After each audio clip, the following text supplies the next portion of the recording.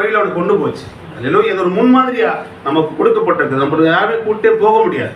அல்லேலூயா. நாமும் தேவனை மாற்றி தான் நாம் பயணிக்க முடியும். அல்லேலூயா. சொல்லார் உன்னுடைய தெரிந்து கொள்ளுதல், லோத்தோட தெரிந்து கொள்ளுதல் பார்த்தீங்கன்னா அவன் மனைவி உப்பு தூணம் ஆகிற அளவுக்கு கொண்டு போயிடுச்சு. அல்லேலூயா. அவன் ஜீவனுக்கு போற வழியை பார்க்காம உலகத்தை பார்க்க ஆரம்பிச்சிட்டான். தேவோட வார்த்தையின் பக்கம் நிற்காம அவன் என்ன பண்ணிட்டான், பணாசை மேல அவன் எண்ணங்கள் போயிடுச்சு. இது நம்மளுக்கு ஒரு முன்மாதிரியா இருக்குது.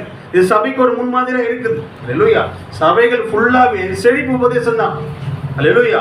சத்தியத்தை எங்கேயுமே பேசுறதே கிடையாது. அல்லேலூயா. சத்தியத்துக்காக நிக்கிற சபைகளே இன்னைக்கு இல்லை. அல்லேலூயா. ஐயோ அந்த ஆத்துமா போயிடக்கூடாதுன்றதா இன்னைக்கு, ஐயோ அந்த காணிக்க போயிடக்கூடாதுன்னு தான் இன்னைக்கு என்ன பண்றாங்க.